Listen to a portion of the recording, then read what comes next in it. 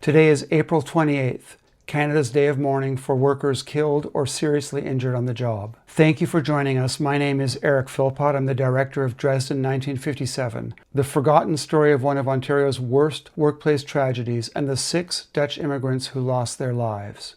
I wish I could tell you that the Dresden disaster was just history, but unfortunately many of the same issues that affected people then are still affecting us today. And many Canadians are still unaware of the toll that workplace tragedies take on families and communities. Today I'll be joined by 3 guests. Our first guest is Rudy Oldewening, whose father, Jan Oldewening, was one of the 6 Dresden victims. Hi, Rudy, and thank you for joining us. Your father was one of the victims of the Dresden tragedy a long time ago, but I imagine those memories are still very fresh for you. They aren't fresh for me, but they are painful. We were all at home when my mother got the phone call, and I can remember that phone call, and I can remember the scream, and even to this day, I don't know why somebody didn't come and tell her face to face about something like that, but she did get a call. Obviously something like that is just hits you like a brick. The world changed a big time for us at that point. Up to that point, being immigrants, I thought the family was doing quite well. All of the construction workers that worked with my dad all worked for the same company, Keeler Construction. They just finished putting on 2 overpasses over the 401 that was being done, and then they got this work in Dresden. Prior to the accident, they were pretty nervous about going into that hole. They had minor cave-ins, and they thought this was an accident waiting to happen. But they had a job to do, and being who they were, you just can't just quit a job and go look for something else. So I think they probably did a lot of praying that nothing was going to happen, but it did happen. And by the way, every now and then you still hear about construction accidents and cave-ins, and I think there was just one a couple of years ago where somebody had died in a cave-in. So these things are still happening. But going back to the Dresden case, after we got the word, it's everybody's just stunned for a while. But I do remember me and my 2 brothers at the back of the house that we were at. We were just kind of mulling over what had just transpired, and I had told my brothers there was nothing on earth that would ever make me work in a construction job. Right. And I never did. I did work for a construction company, but that was in the admin side of things. But construction work was not something that I was ever going to do. Yeah. And my brothers, both of them never did either. My one brother was a teacher, and my other one was a chemist. So, right. And then there was my sister, the older sister, who turned out to be a teacher as well. So we all did very well, but that was because of my mom. Yeah. She was a very strong lady. Yeah. That's she just took on the responsibilities that she all suddenly inherited, and I think she did a bang up job. It was rough, I mean, the 3 young fellas, in their early teenage years, we can be a handful, and we were a handful, but she handled it very well, and we all turned out okay. Yeah, it is amazing. I know you went through a lot. What do you think was the impact on your family life, for example, in those years after the tragedy? At that young age, all of a sudden, we had to find, during the summertime when there wasn't school, we had to find, we had to work, and every penny that we made while during summer holidays, we turned it over to our mom, and if we needed something, she made sure that we got it. But we never asked for something we didn't need. And it just as an example of what we're talking about is. Prior to the accident, all four of the kids, um, whenever we could, we raked up pop bottles, collected pop bottles, and turned them in for cash. And we saved up for the Elmer Fair, which was at the end of August each year. And we had quite a bit of cash collected over the year, and we turned that over to my mom as well. And Was that that that was just summer, that summer that your father died? That's right. Just Yeah, before the Elm affair was just 2 weeks right. my after the accident, and we turned it over, and it was it had to be $100 for the change. We did not go, but Mom had good use for those funds. What are your memories of your dad? Like he obviously made a very positive impression on his Yeah, peers. What are your yeah, memories as a son of your dad? yeah. Well, uh, about a year and a half, 2 years after we had arrived in Elmer, Dad bought this 1955 light green Chevy pickup truck.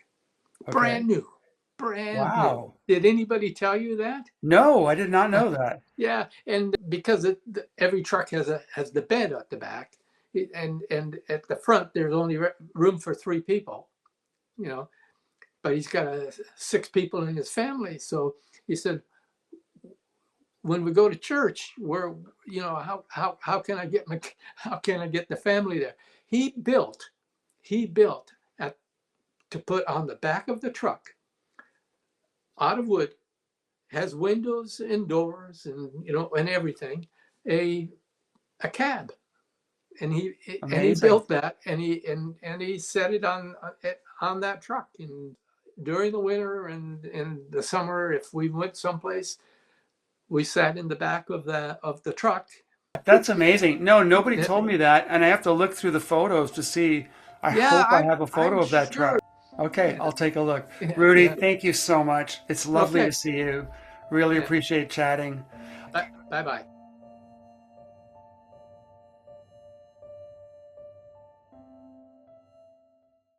It's almost 70 years later, and the memories may not be fresh, but they are still painful. Our next guest is Sandy Prong, who lost her brother Greg in 1980. Today, Sandy is a speaker for Threads of Life, an organization that provides support to families who've lost loved ones in workplace tragedies. Welcome, Sandy. Thank you, Eric. Thank you. To begin, maybe tell us your family's story. In 1980, my brother went to work for the Region of Peel. He was working at a landfill site. He was 28 years old, and he had spent the better part of the week working in torrential rains.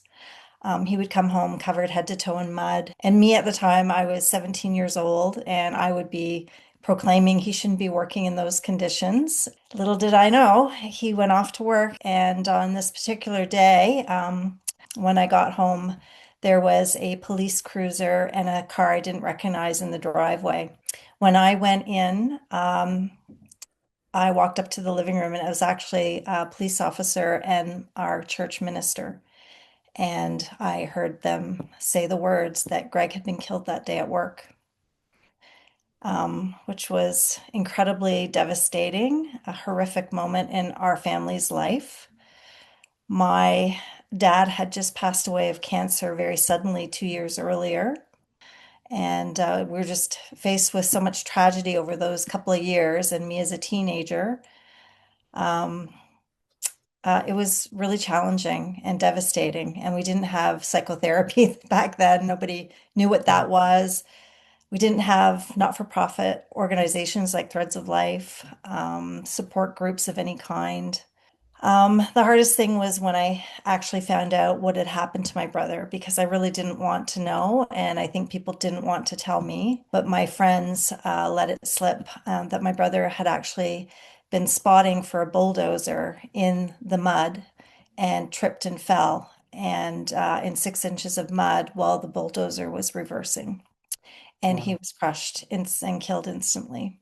That must have been so shocking. And you were a younger sister. What was that like for you as a girl at that age? Yeah, absolutely. I mean, my dad was my dad, and I just had lost him. And then my brother Greg was the oldest brother of my two brothers. And he was the warm and cozy brother. He was the one that could say "I love you" and would give you a hug and a kiss, and was kind of uncommon in our family, other than for him. And so I certainly had a true fondness for him. I really looked up to him. He was my hero, my protector.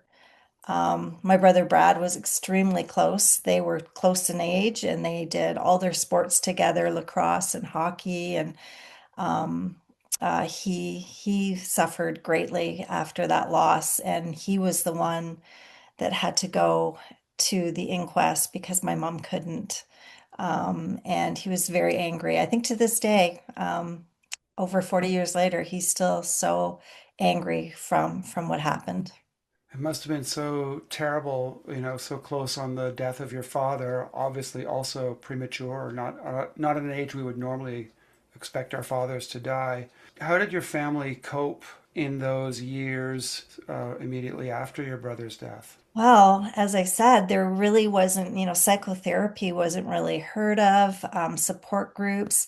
I think it came down to our friends and our family all coming around and supporting us. Like my mom had done all her life, you found kind of that resilience to keep moving on. And really, we kind of blocked it out. I know I just blocked it out. I didn't talk about it. I didn't think about it until, it starts catching up with you and you start realizing things aren't going right in your life because you have these issues of, I think for me, I had abandonment issues. I thought every man in my life was going to abandon me one way or another and that kind of thing. So, my mom was really fortunate. She had a lot of great friends around her. She kept busy. She was very active. And I think that that's what really kept her going and getting through it. When did you realize that you hadn't maybe fully processed this? When in your life did that become clear to you? Probably in my 30s. It wasn't until, though, probably in my 40s, I got really determined that I wanted to. I wasn't happy with the fact that there was no headstone at my brother's gravesite. Um, it was just a ground placard that often got grown over with grass, and I really wanted to see either a headstone or a large proper granite placard. And so I kind of circled back to the region of Peel to see what they could do to support that initiative. I kind of knew going in they probably couldn't do anything. But what was really great about that was that they actually connected me with Threads of Life. I'd never heard of it, I'd never looked into anything like that. I think it's important for people to know what is Threads of Life and how do they work and was it helpful for you? Yeah, yeah. So when I started getting in touch with them, the first thing I did was a walk. So they run the Steps of Life walk every year in communities across Canada. It's a fundraiser and an awareness raiser event where families affected and other organizations, they form teams, they get together and they do these walks in communities across Canada. And so I kind of started there. And then I thought, wow, like there were so many people that came out to this walk, and I'm kind of for the first time realizing, hey, listen, like this didn't just happen to my family and my brother. And then I just started having conversations about how I can help as a volunteer. I know I enjoyed in my career doing some speaking and facilitating. And so I thought that might be a good way to share my brother's story and to honor his life and attending their family forum. They do a family forum every year, and actually getting to spend a weekend with other people that have actually been through this and their experiences, and being able to connect with them and spread the word about the awareness of workplace tragedies because I think people, yeah, they don't think about it or it's in the news one day, it's just a blip, and then we move on and forget about it. What are the broader impacts that you can see when you see this in a community of families like that?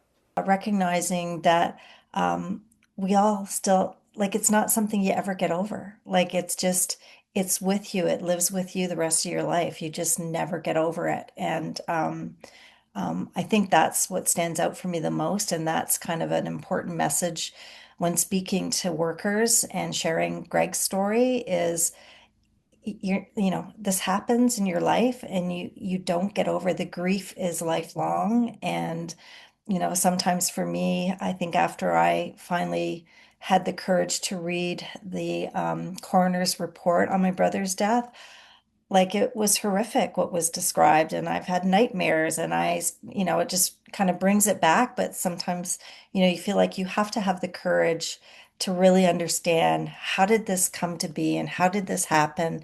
This is really, it's good to hear, and for me, very interesting to see how many of the themes, how common they are in what you describe in your experience from the families in the story that we're working on in our film.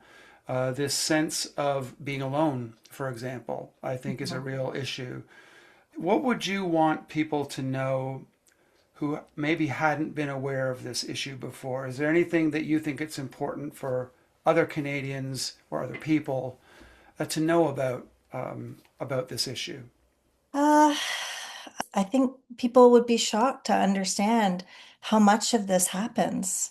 Last time I understood, it was one person in Canada die every day from a workplace tragedy. Like, one person every day. In 2023, which is perhaps a slightly higher than normal number, it was 1,056 workers died in Canada. That's almost three a day. That's three a day. Yeah, Yeah. yeah, Yeah, so like, what's going wrong here, right? Like, we have the technology, we have the knowledge, we have the history. So yeah, it's shocking. It's shocking that there's that many, yeah. actually. Has it been good for you personally to speak about it, to be a speaker for Threads of Life? Has that helped you? I think it has. I don't want my brother's memory to be lost. Some people ask, why am I doing this now? It's been over 40 years, and my response is, I think the story is still relevant today. We still have so many struck by tragedies, and we haven't really fixed the problem. And I just want to honor his memory. I want people to know his story. He didn't get to live his life. He was only 28 years old.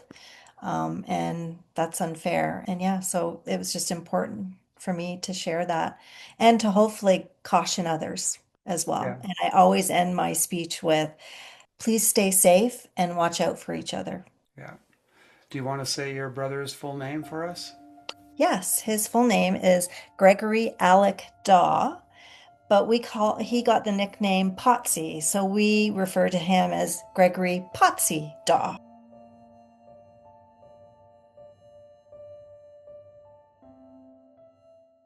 We really appreciate Sandy joining us and showing how the experiences of the Dresden families have so much in common with other families facing the same issues. So, what about our work on the film?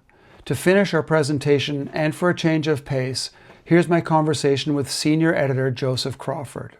All right, Joe, we've been working on this for quite a while. How's it going for you?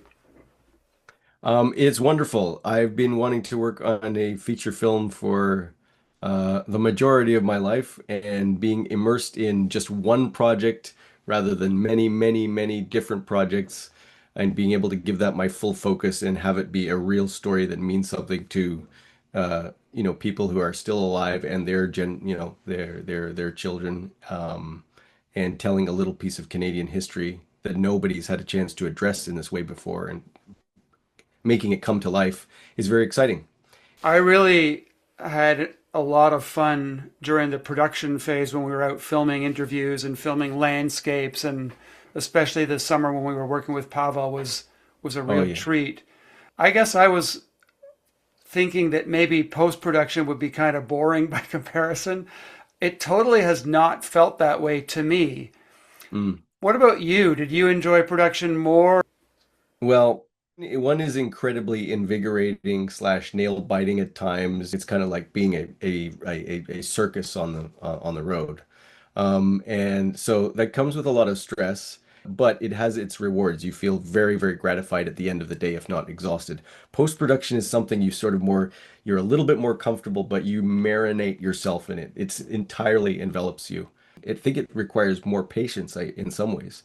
That slow crystallization of ideas and how to order them, and then the joys of seeing the story start to emerge are really, really nice. That is Yeah. interesting. For Yeah. me, I realize that there's the kind of opposite mindset in Yeah. production. This is also influenced by my own background of my own production work before Mm. this.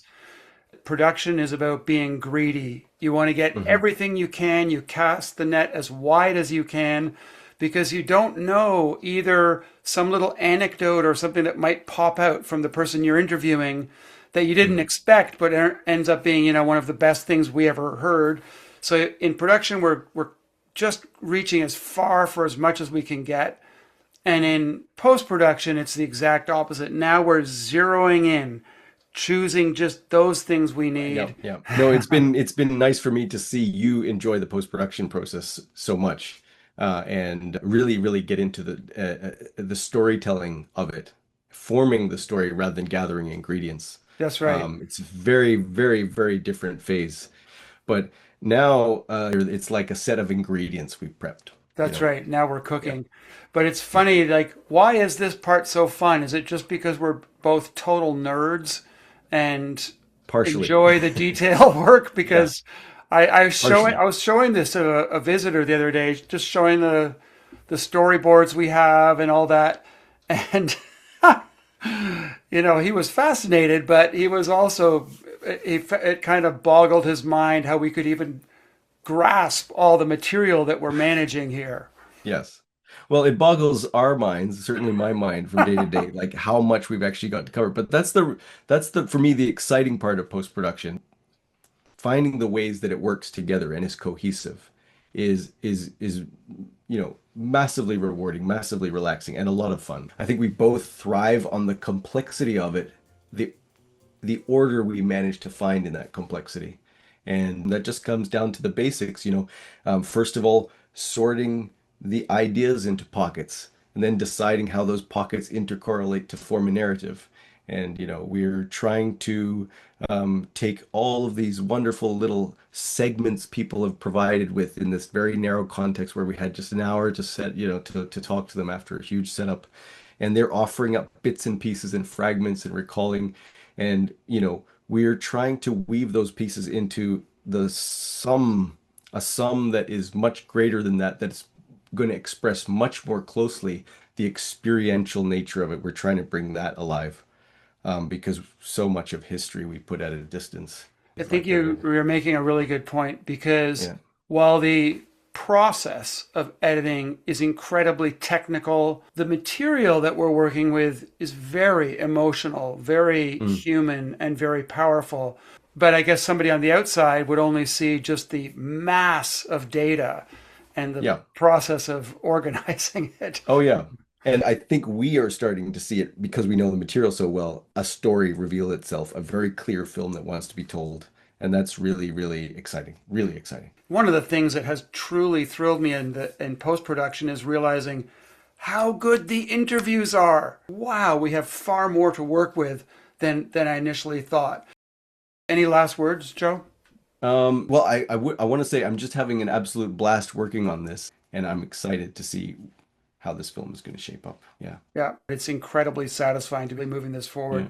And I think one thing we can say, we should both say this on camera because people watching this, many of them will have been supporting our crowdfunding campaign. Huge thank you.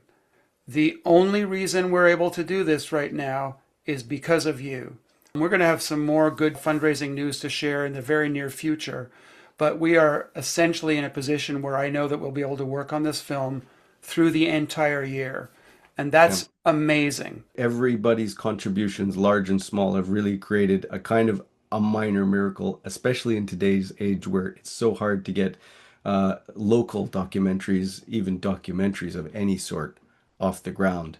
Very And, true. you know, I think people are hungry for these sorts of stories, especially at this juncture in Canadian history. There seems to be a new hunger for people to know their country. Joe, I know we speak to each other practically every day anyway, but it's kind of fun talking about the film in this way with you today. So thanks so Yeah, much. it's nice to have you in the editing room here with us because Yeah. this is our day-to-day Yeah. scenario. Thank you for watching our special April 28th presentation. And thank you to Rudy, Sandy, and Joe for joining us. If you would like to help us make Dresden 1957, you can. Please contribute to our crowdfunding campaign. If your organization or business would like to come on board as a sponsor, please reach out to us. Thank you for joining us. Please stay safe and watch out for each other. Thank you.